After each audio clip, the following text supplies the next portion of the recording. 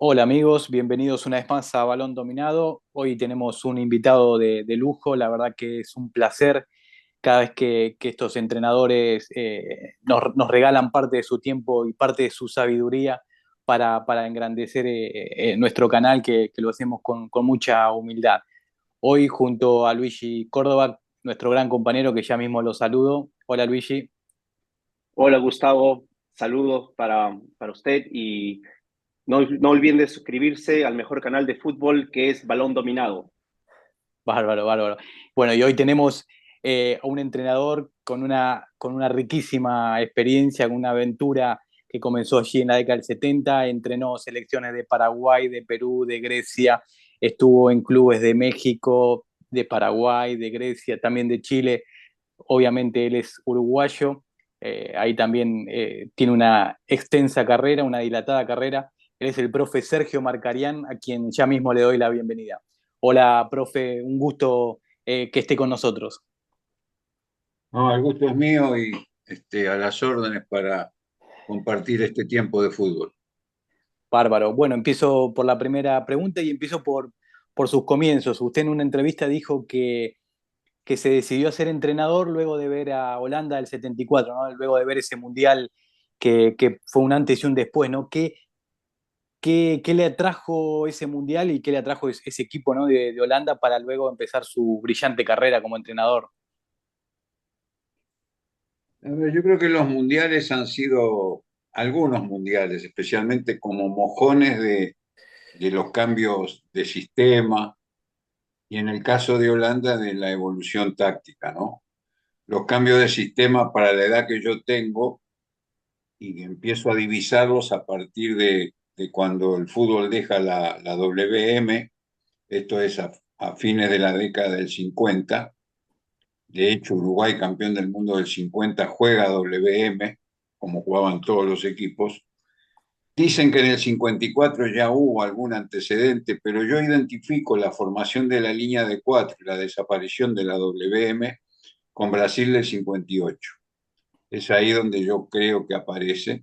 Y se producen luego algunos cambios tácticos que terminan en el 4-3-3, también la aparición de la doble punta, porque Pelé no era un 10, era un 10 que jugaba al lado del 9 y Zagallo hacía en todo caso el tercer mediocampista, pero aparece lo que fue en el 74, no una revolución en cuanto al sistema de juego, sino una revolución desde el punto de vista táctico, o sea, un equipo que hacía presión en toda la cancha, un equipo con rotaciones, un equipo muy dinámico, muy vertical, con un fútbol que nos gustó a todos y que nos dejó a los países sudamericanos, sobre todo a Argentina y Uruguay, muy mal parados. O sea, nos bailó los dos partidos del Mundial y eso determinó que yo lloré el día que vi a Uruguay perder ese día. Uruguay se abrazaban los jugadores cuando pasaban la mitad de la cancha, creo que la pasamos dos veces la mitad de la cancha.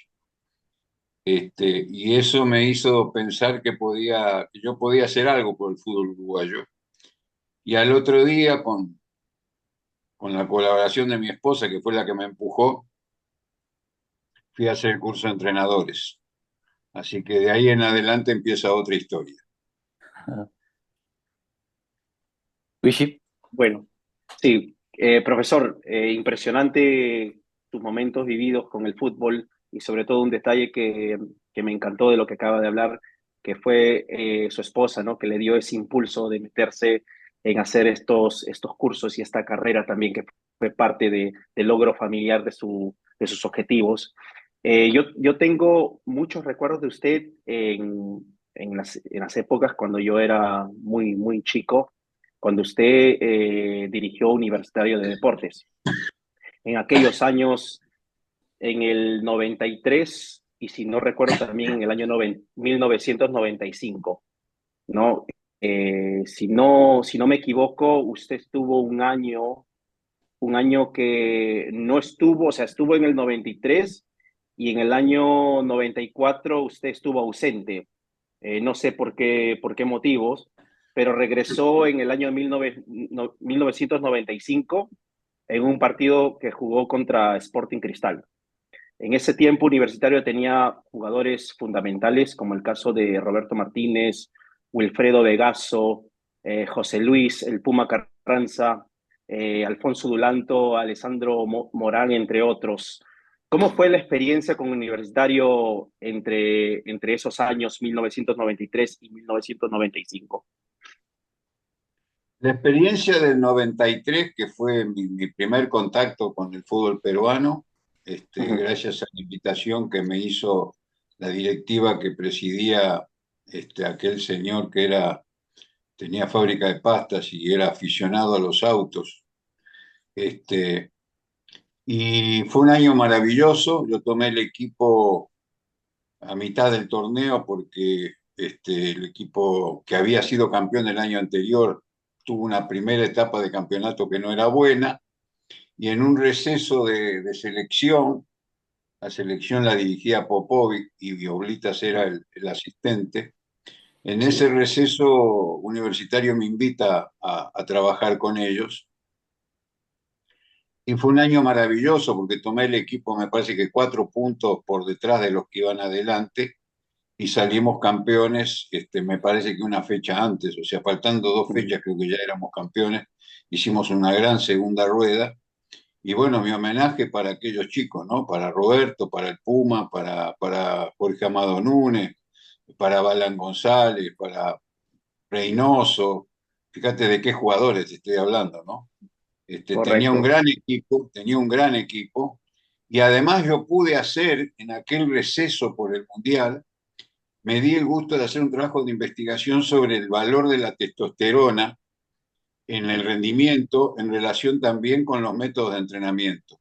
Hicimos un trabajo de investigación precioso que a mí me dio muy buena información y que le llamó la atención a científicos cubanos que estaban en ese momento asesorando a la natación en Perú, que se interesaron por mi trabajo porque ellos estaban top en América en materia de ese tipo de investigaciones.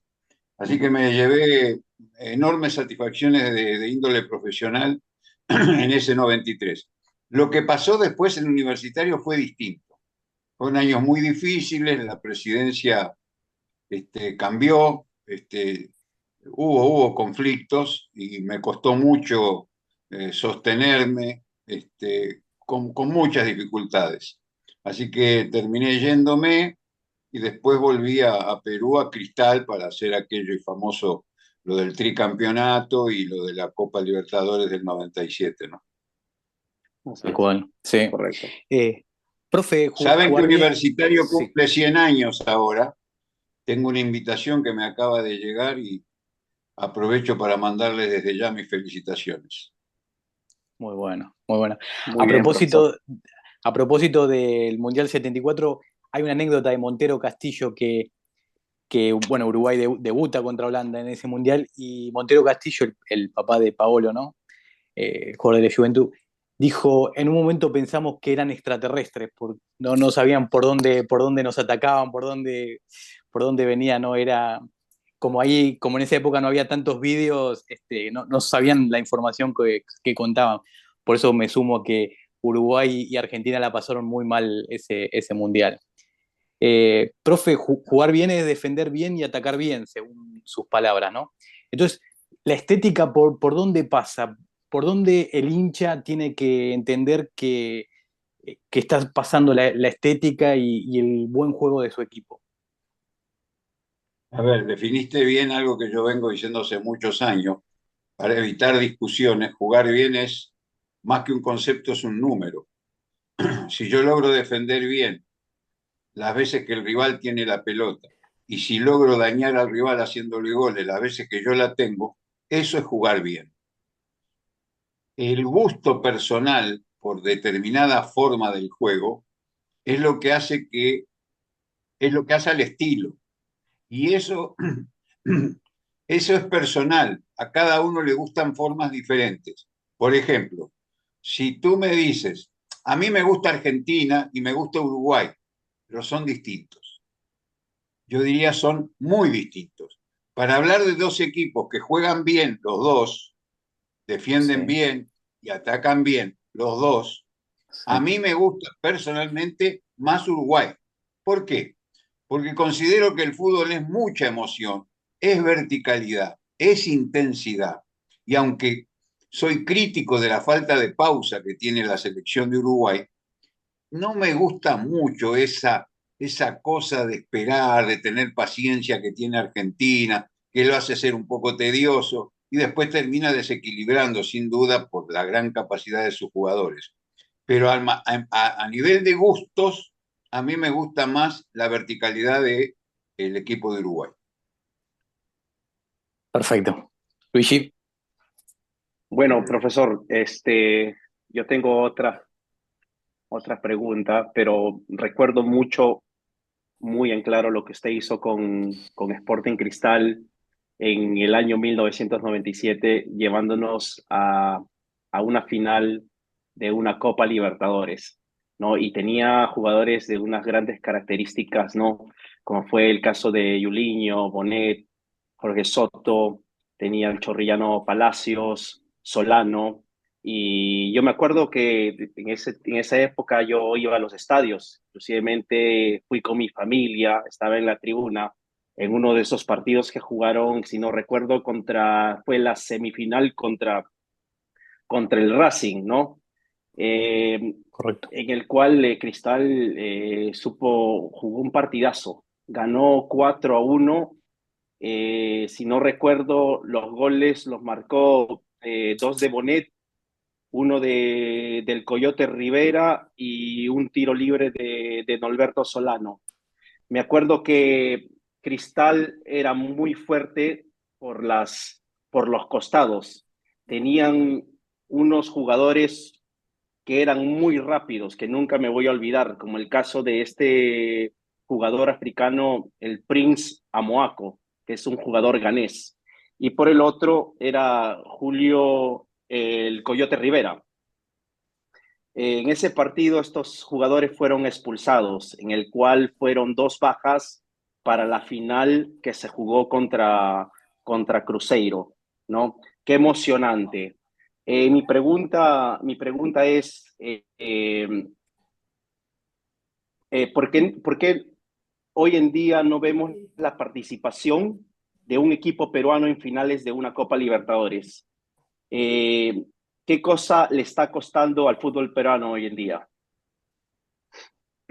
A ver, yo debo rendir primero algunas precisiones. Yo no llegué a tener en esa copa a Palacios, ni a Maestri, que eran parte de la generación que debo rendirle homenaje. El que hizo el trabajo de preparación de ese equipo no fui yo, fue Oblitas. Yo tomé ese equipo y traté de darle la impronta personal respecto a que, respetando el estilo peruano de jugar al fútbol, yo le di más verticalidad, le di más seguridad en el trabajo de la defensa de los balones, la pelota aérea de costado, los córneres y demás. Así que, haciendo esas precisiones, te diré que fue una Copa Libertadores magnífica, que la perdimos la final porque Racing nos obligó a dos expulsiones, alguna de ellas injusta, y eso nos privó de un poderío ofensivo que no nos permitió ganar el partido de ida en Lima contra Cruzeiro. De haber tenido a los dos jugadores, creo que hubiésemos sido campeones. Pero bueno, eso pasó. Fue una hermosa experiencia. Yo digo que es muy difícil que un equipo peruano llegue a jugar una final de Copa Libertadores. Gracias a Dios lo pudimos hacer, pero la verdad que es muy difícil que Perú repita eso, es muy difícil, porque no tiene en los aspectos formativos de sus juveniles la base que permita desarrollar profesionales del altísimo nivel que hoy tienen la mayoría de los grandes equipos de América. Así que por ahí está el tema. El gran tema del fútbol peruano es la ausencia de una formación organizada, al punto que la selección que ustedes conocen, que dirigió Gareca, pero que armé yo, es producto no del trabajo en sus equipos, es producto del trabajo que hicimos nosotros en la federación. O sea, los Advíncula, los Yotún, los Carrillos, los Cuevas, los Ramos, todos esos se hicieron en microciclos de entrenamiento semanal, lunes, martes, miércoles, en la Videna. Eso se dejó de hacer y el fútbol peruano ya no tiene la renovación para sustituir esos jugadores. Eso es consecuencia de la ausencia de torneos serios en materia de juveniles y de la ausencia de un interés directriz por mejorar la formación de los futbolistas en Perú. Y, profe, Correcto. y entonces, por ejemplo, un oasis en el desierto es Independiente del Valle, ¿no? Que un equipo pequeño tiró de inventiva, tiró de astucia como para armar un equipo, digamos, poderoso y pelearle a los brasileños y a los argentinos las copas internacionales. ¿Por qué otros equipos no imitan y no ven el trabajo que está haciendo Independiente del Valle como para parecerse o acercarse a la élite?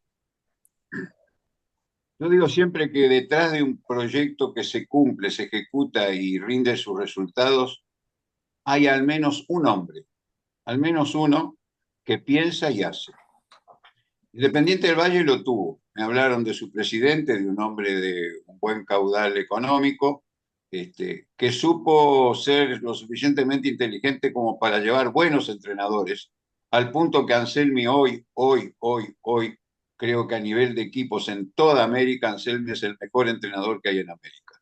Hoy está en Cruz Azul, pero ya mostró las uñas en Independiente del Valle.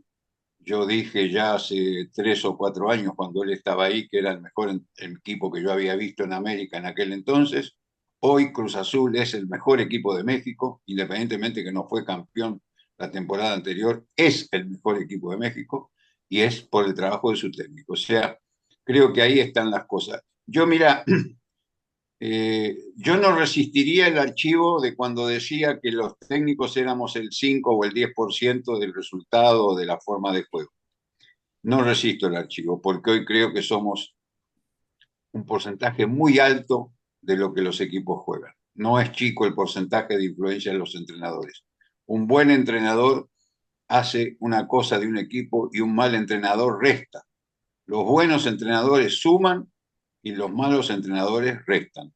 Y esto se ve a diario, se ve en cada torneo, se ve en cada actuación, tanto a nivel de equipo como de selecciones. Correcto. Y no Luigi, resisto el archivo. sí. Está bien, Me enorgullezco de eso porque marca una evolución. exactamente, exactamente. Luigi, Bueno, profesor, yo continúo siempre al estilo peruano, ¿no? Porque me identifico mucho con usted, profesor, porque él ha sido parte de la generación, ¿no? Que he visto qué es lo que ha hecho con el fútbol peruano, con los jugadores universitarios, Sporting Cristal, y su llegada a la selección en el año 2010, ¿no? Después de la difícil tarea que tuvo José Luis del Solar. Usted les devolvió la autoestima a los jugadores peruanos, llevándose la medalla de bronce en esa Copa América del 2011. Fue parte del proceso de algunos jugadores en la era de Ricardo Gareca, como el caso de Advíncula, Yoshimar Yotun, Flores, Cueva, entre otros. Usted devolvió esa confianza al futbolista peruano de saber competir, ¿no? Eh, Hoy en día nos damos cuenta de su proceso que fue fundamental en la selección, ¿no? Con la llegada de Gareca y el Mundial de Rusia 2018. Apenas hemos jugado la Copa América en los Estados Unidos y lamentablemente no clasificamos a la siguiente fase, ¿no? Usted, de su punto de vista, ¿qué es lo que le está faltando a esta selección? ¿Qué cosa está aconteciendo? ¿Por qué estamos perdiendo esta ausencia? Está relacionada con el párrafo anterior. Cuando la formación no es la correcta, es muy difícil lograr que los equipos conformados con jugadores del medio logren jugar a nivel internacional, llámese Copa Libertadores, Sudamericana, etcétera, en un nivel que permita al entrenador de selección seleccionar. Entonces, lo que tiene para seleccionar son jugadores que han perdido. Paralelamente a eso, tampoco la exportación ha sido del nivel después de la salida al exterior de los Zambrano, de los Guerreros, de los Pizarro, de los Farfán, de los Vargas, después de esa salida al exterior de los Carrillo y demás, de los Advíncula y demás, y de los Yotun y demás, las salidas han decrecido en la relación cantidad y calidad. Y eso determina el nivel de la selección. No es un problema de Fossati lo que está pasando. Fossati se va a matar por hacer las cosas bien, y me consta porque es un muy buen entrenador, pero va a tener la dificultad de no tener, y esto no habla mal de los jugadores, de los chicos, al contrario, los chicos dejan el alma en la cancha y yo lo veo que se esfuerzan en la Copa América, en cada partido dejaron el alma en la cancha. Pero hay una cuestión que es de jerarquía, de experiencia. Mira, los jugadores de fútbol, y yo he tenido una discusión últimamente con gente que piensa, en Europa hay mucha gente que hoy está pensando que la intuición es esencial en el futbolista y que piensa con ayuda de los psicólogos y con ayuda de una cantidad de personas que quieren intervenir en el fútbol, de mejorar los aspectos que tienen que ver con la intuición. Y yo, sin desmedro de aceptar todo lo que la ciencia nos puede proponer, creo que lo esencial para la evolución de un jugador es la información. El jugador tiene que estar informado y se informa en la medida que juega y que sus entrenadores intervienen en sus defectos, tratan de corregirlos, aceptando el estilo personal de cada jugador, saliendo de lo que es la ortodoxia de la ejecución técnica, respetando estilos y formando y dando mucha información. Mucha información. Si tenés un problema en el balón parado de defensa, hay que enseñar a marcar. Y hay que enseñar a marcar en hombre, hay que enseñar a marcar zona, hay que enseñar a marcar mixto, hay que ver un córner como es, hay que ver un tiro libre de costado como es. Si la posesión es un problema, hay que mejorar la posesión. Si la falta de verticalidad es un problema, hay que mover los delanteros para que puedan recibir en espacios libres. Hay que crear espacio.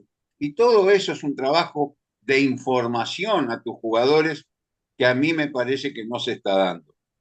Entonces, todo es formación y todo es información. Yo lo que creo es que hay que trabajar con mucha intensidad, que el fútbol peruano tiene una materia prima muy buena y que lo que hay que acelerar son los procesos de formación. Tiene que haber campeonatos de divisiones formativas importantes.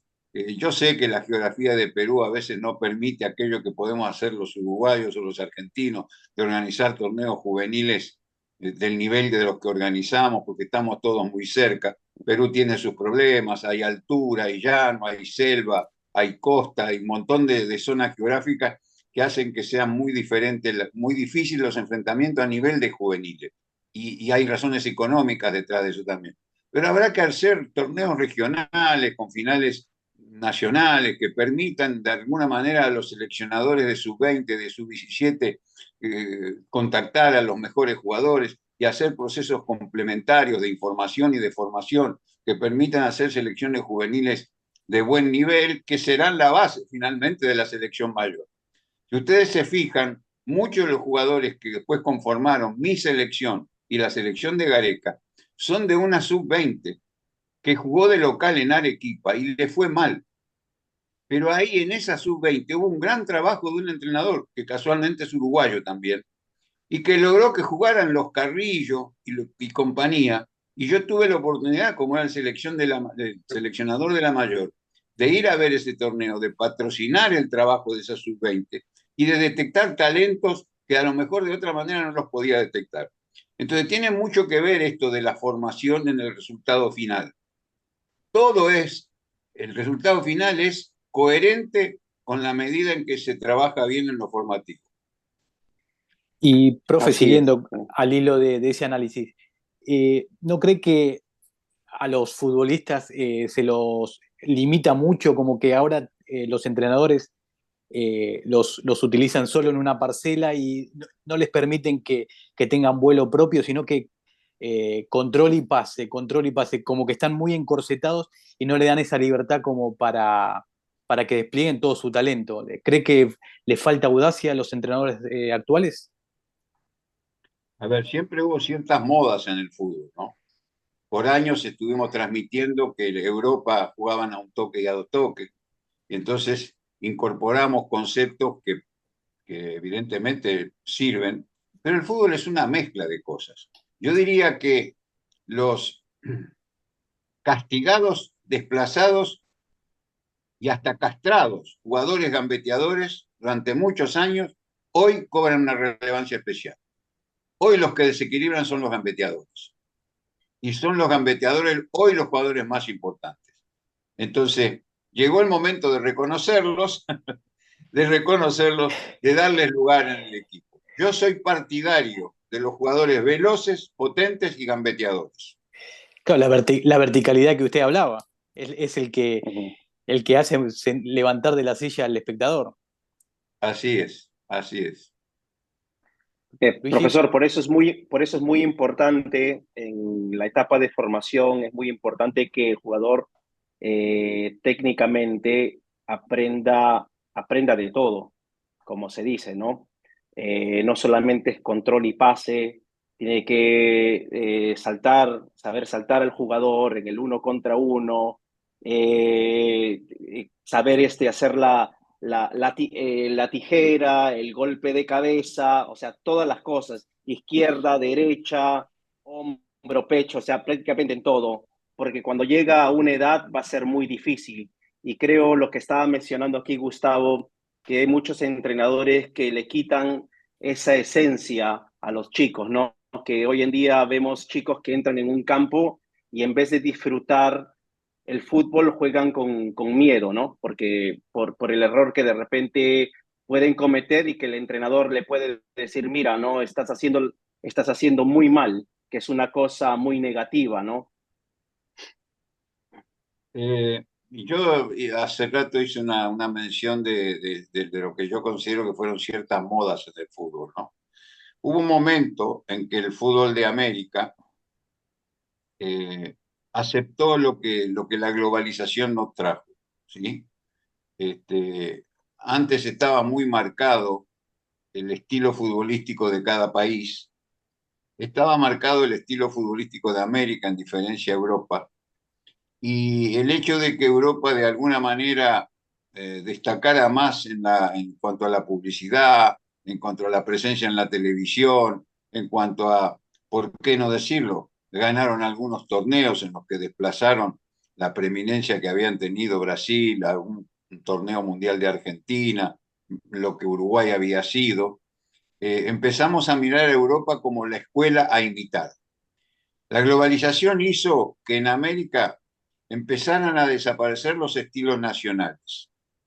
Cuando digo estilos nacionales, digo, si yo digo el fútbol peruano o el fútbol colombiano en comparación con el fútbol paraguayo, el fútbol uruguayo, ustedes se dan cuenta que hace 15, 20 años atrás había diferencias, ¿verdad? Había diferencias en las formas de sentir y de jugar, ¿está bien? Esas diferencias se han terminado. Se han terminado. ¿Por qué? Por efecto de la globalización. La globalización fue como un viento que pulió las aristas del estilo y todo se volvió medio redondito y parecido uno al otro.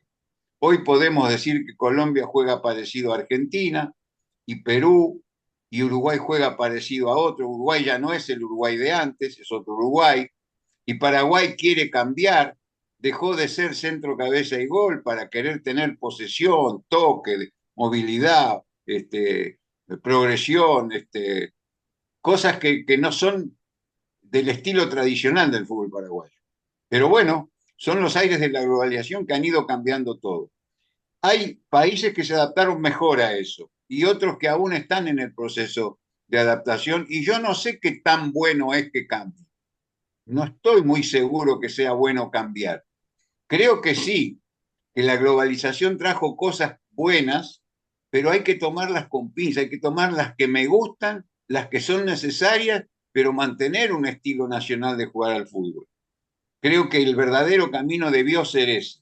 Sin embargo, esa desacreditación de las formas de jugar nacionales hizo que se adoptaran formas. Paraguay es uno de los que está sufriendo más esta situación.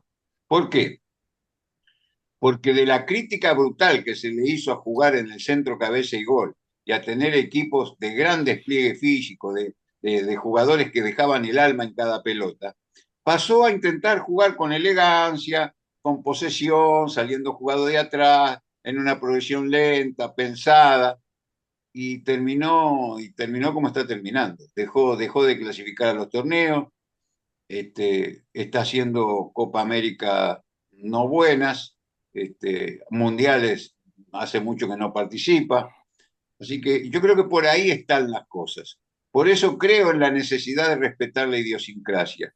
El fútbol peruano, para el caso que tú me estás planteando, yo creo que tiene que conservar algunas características nacionales que les gusta al espectador peruano, y hay que agregarle cosas que la globalización puede ayudar a mejorar, como es todo lo que tiene que ver con los aspectos formativos y la profesionalización de los futbolistas, terreno en el cual creo que también estamos en deuda, ¿no?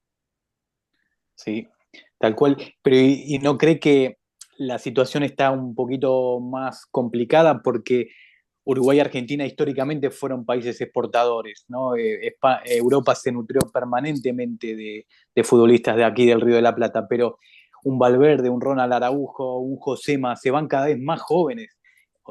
El público uruguayo y también de Argentina, ¿no? El caso emblemático de Leo Messi, que ni siquiera pudo jugar ni un partido aquí en el fútbol argentino, como que se terminan de formar en Europa, ¿no? Y vienen con ese ADN luego a jugar para la selección. Sí, yo lo que creo que Europa les hace muy bien a los jugadores. Es como, viste que cuando hay un país productor de materias primas, se dice que el valor agregado se les da en otro lado, en el que compra la materia prima. En el Sí, fútbol se da la misma situación. Ellos nos están comprando la materia prima y le agregan valor. Se terminan de formar en Europa. Yo creo que Valverde no es el mismo jugador que se fue, aprendió un montón. Bentancur también, cuando se fue de Boca era un buen jugador, hoy es un jugadorazo. Este, tal cual. y hay casos, Forlán que se fue de Independiente al United, y el que jugó después en España, son jugadores diferentes. Es porque Total. aprenden, es lo que yo te digo antes, la información.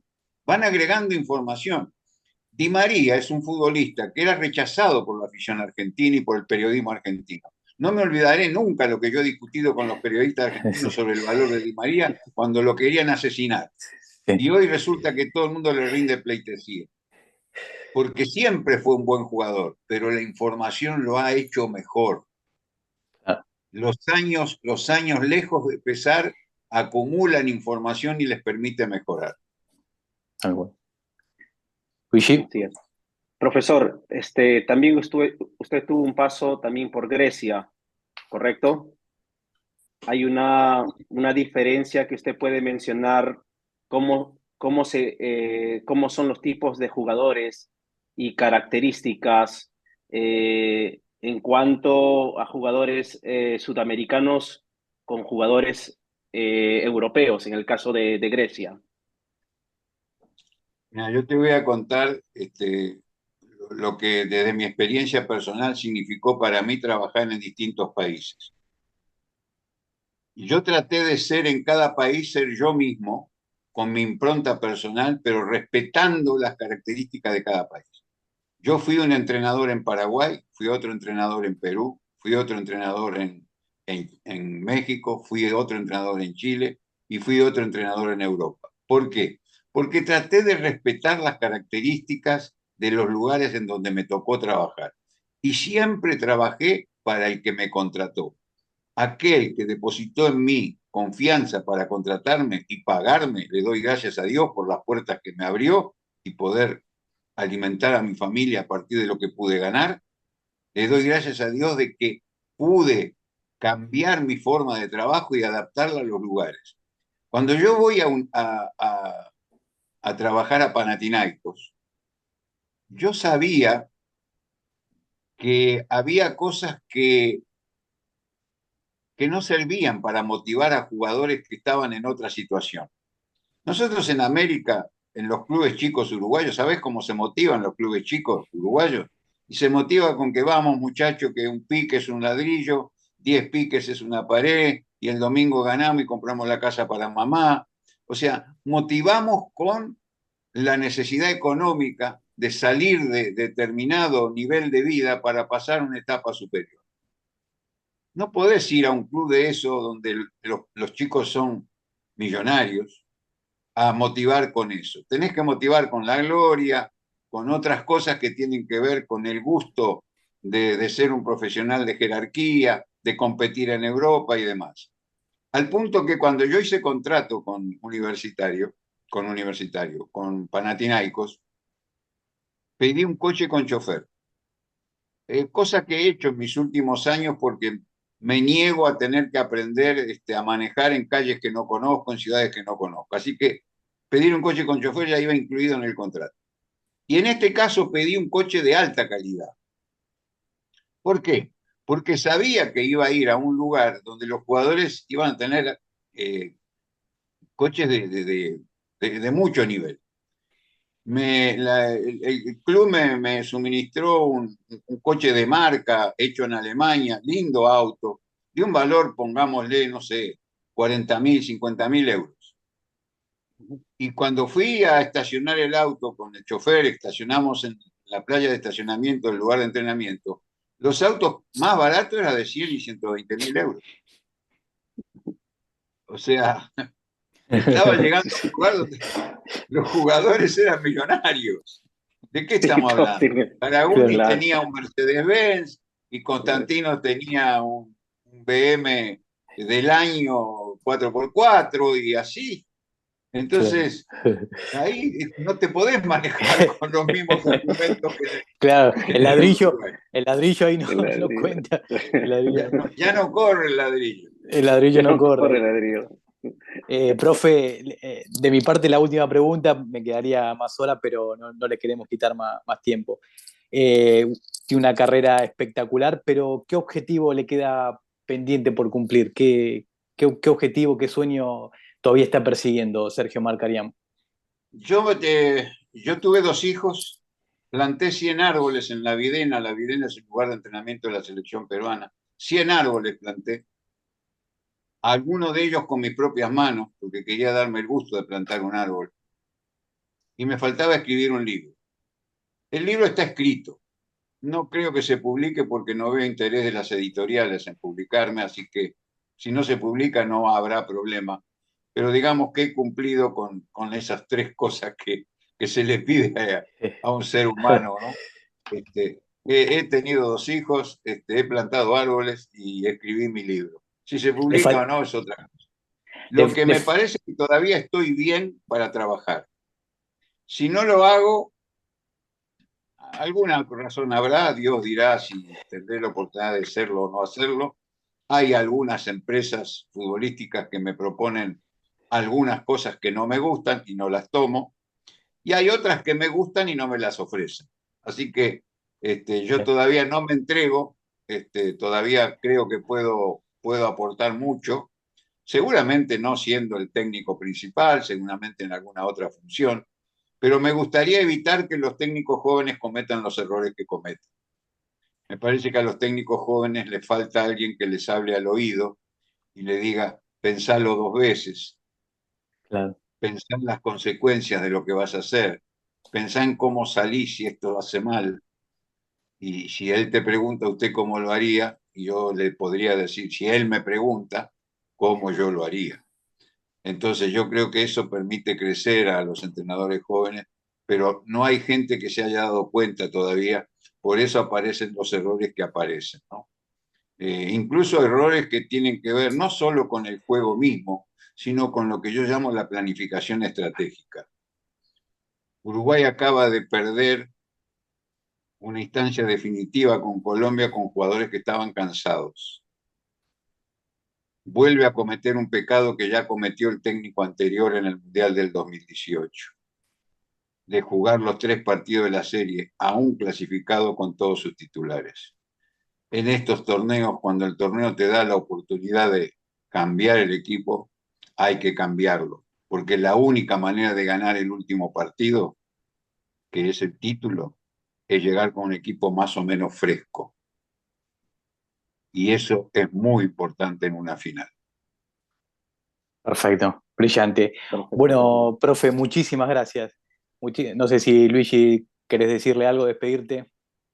Bueno, profesor, muchas gracias. Ha sido un tiempo que nos hemos enriquecido de sus conocimientos y una frase que usted acaba de mencionar, que no los entrenadores jóvenes pasamos por situaciones como esas, ¿no? Por la falta de conocimiento o información, ¿no? Y preparación. Por eso es muy importante que nosotros los entrenadores jóvenes estemos siempre capacitados, ¿no? Y adaptados. ¿Qué es lo que usted le recomendaría o qué aconsejaría a un entrenador joven eh, antes de poder dirigir en un equipo, por ejemplo, de un nivel muy alto, muy superior? Que piense, que piense. Yo creo que hay que pensar y no hacer por costumbre, no hacer por gusto personal, no hacer porque me fue bien con este sistema o esta táctica, no hacer porque el técnico que tuve aquel año me fue bien con él. Pensar, pensar, pensar. Las oportunidades, las alternativas son muchas. Hay muchas alternativas en cuanto a la elección del sistema de juego, muchas alternativas. Hay muchas alternativas para elegir la táctica y hay muchas alternativas para elegir un estilo futbolístico. Estas tres cosas, que son las herramientas fundamentales de un entrenador, tienen que estar muy claramente estoqueadas y vistas en todas sus posibilidades. Las alternativas son muchas y hay que pensar para elegir bien. Y pensar no es algo, no es un ejercicio al que en general estamos acostumbrados. Pensar es muy importante. Tal cual. Bueno, profe, muchísimas gracias, brillante. La verdad que nos dimos un lujazo aquí en Balón Dominado y bueno, un fuerte abrazo y que sigan los éxitos. Gracias a ustedes, éxitos también. Chao, chao, Muchas chao. gracias, profesor. Un gusto de conocerlo. Gracias, Igualmente, Gustavo. igualmente.